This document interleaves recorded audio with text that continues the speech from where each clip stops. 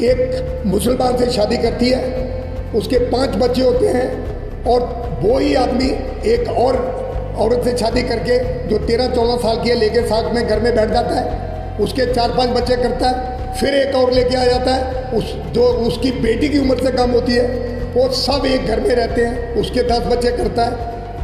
एक कि हम इस्लाम हमें इसकी इजाज़त देता है, इस्लाम इजाज़त देता है। जो आपने घर में जिनसे पहले शादियाँ की हैं, जिनके बच्चे पैदा किए हैं, वो घर में किस तरह रहती हैं और क्या सहन करती हैं, कभी आपने रियलाइज किया?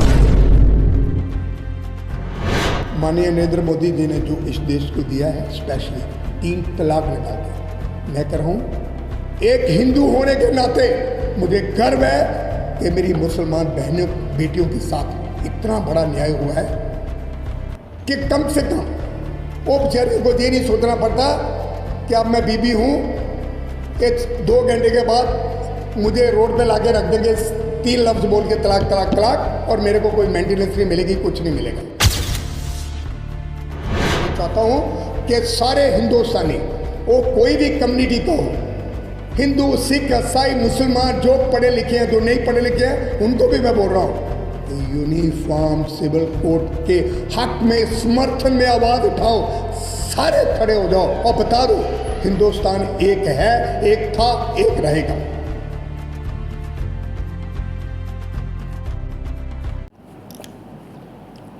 जी सर, ਅੱਜ ਇੱਕ यूनिफॉर्म सिविल कोड एक बहुत बड़ा मुद्दा ਬਣਿਆ ਹੋਇਆ पूरे देश भर ਦੇ ਵਿੱਚ, ਕੀ ਕਹੋਗੇ ਇਹਦੇ ਬਾਰੇ? ਵੀਰ, ਸਭ ਤੋਂ ਪਹਿਲੇ ਤਾਂ ਮੈਂ ਸਾਡੇ ਦੇਸ਼ ਦੇ ਪ੍ਰਧਾਨ ਮੰਤਰੀ माननीय नरेंद्र मोदी जी जिन्हों का vision, commitment, hard work, sincerity देश को अगे लैन की, लोगों की भलाई के बारे अज तक उन्होंने जो कुछ किया है उसकी कोई लिमिट नहीं हैगी। असी सारे सल्यूट करते हैं, सारे नमन करते हैं माननीय मोदी जी को। उन्होंने साडे समाज को नहीं, साडे देश को नहीं, पूरी दुनिया को दस दिता है कि अगर कोई लीडर विजनरी है, उसके इरादे बुलंद हैं, दुनिया की कोई ताकत उसको कहीं पे रोक नहीं सकती। वही हिंदुस्तान में हुआ है और हो रहा है और होगा। आज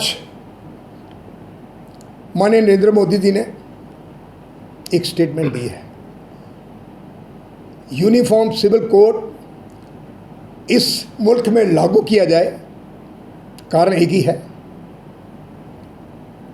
कि एक घर में जब 2 भाई हैं, जो माननीय नरेंद्र मोदी जी हमारे प्रधानमंत्री जी ने कहा है, तो दोनों के साथ में अलग अलग जीने के तरीके, खाने के तरीके, रहने के तरीके और बाकी जो सिस्टम है सारे अलग अलग क्यों, सबको बराबरी में क्यों नहीं रखा जाए। मैं यूनिफॉर्म सिविल कोड की बिल्कुल फेवर में हूँ। उसका सबसे बड़ा कारण कि एक तो देश में यूनिटी आएगी, नेशनलिटी आएगी, और जो परिवार, स्पेशली मेरी बहनें बेटियाँ, सो कॉल मिनॉरिटी मुसलमान जो हिंदुस्तान में रह रहे हमारे भाई, उन्होंने बहुत ही अपना फ़ायदा उठाया है। जब तो कोई गलती करते हैं तो बोलते हैं कि हमारा कानून जो शरीयत तो वो कानून लागू होना चाहिए, और जब कोई मज़े लेने का टाइम आता है तो फिर हिंदुस्तान का कानून चाहिए। मैं पूछना चाहता हूँ, ये जो ठेकेदार हैं मौलाना, हिंदुस्तान में 2-2 क्लास पढ़े हुए, ये आज गाइड करते हैं मुसलमान भाइयों बहनों को कि ज़िंदगी कैसे गुजारनी है। मैं मानता हूँ कि होगा, हमारे बुज़ुर्गों ने, हमारे धर्म गुरुओं ने ये चीज़ें पास की होंगी, वो टाइम लग था, अब टाइम लग है।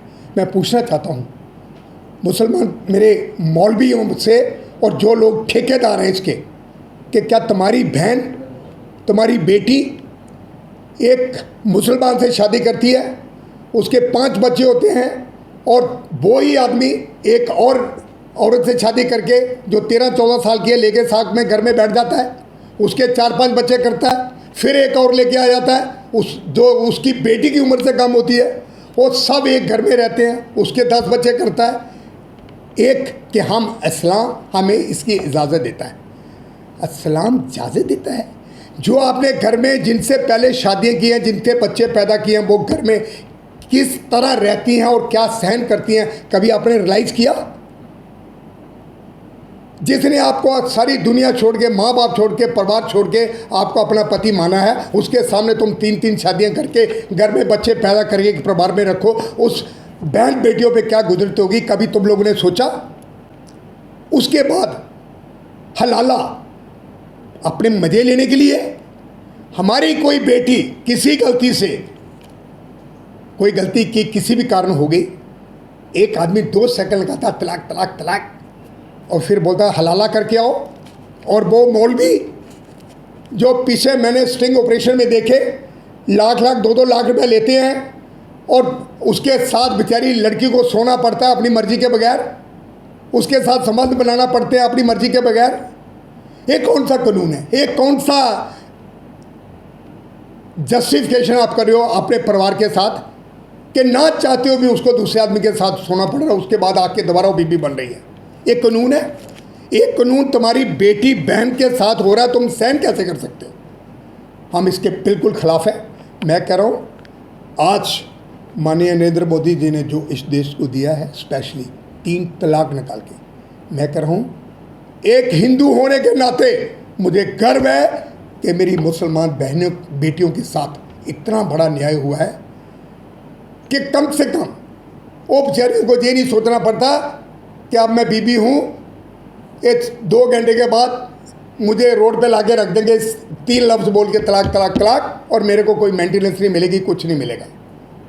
आज कम से कम ऐसा तो है कि पहले तो तुम्हें तलाक देना तो एक प्रोसीजर फॉलो करना पड़ेगा, आपको मेंटेनेंस देना पड़ेगी, जो पहले नहीं था। ये कौन सा कानून है? और आपके आज भी माननीय मोदी जी को और बाकी अगर यूनिफॉर्म सिविल कोड अगर इस मुल्क में आ रहा है 75 साल के बाद, इसको वेलकम करो अपनी। और जहाँ फिर अगर आप चाहते हो कि भाई नहीं हमें इस्लामिक कानून चाहिए, तो फिर सज़ा भी इस्लामिक होनी चाहिए। अगर स्वर्ण सलारिया ने चोरी की है तो उसको 3-4 साल की सज़ा होनी चाहिए।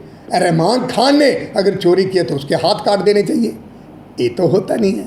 उसका कारण आपको भी पता है कि जब आपने मज़े लूट रहे हैं तो हिंदुस्तानी कानून, और जब आपने कोई गलत काम करना है, 4-4 औरतें रखनी है और गलत काम करना है, तब आपने दूसरा बहाना लेना। ये कौन सा तरीका? मैं ये चाहता हूँ कि सारे हिंदुस्तानी, वो कोई भी कम्युनिटी का हो, हिंदू, सिख, ईसाई, मुसलमान, जो पढ़े लिखे हैं, जो नहीं पढ़े लिखे हैं, उनको भी मैं बोल रहा हूँ कि यूनिफॉर्म सिविल कोड के हक में, समर्थन में आवाज़ उठाओ, सारे खड़े हो जाओ और बता दो हिंदुस्तान एक है, एक था, एक रहेगा।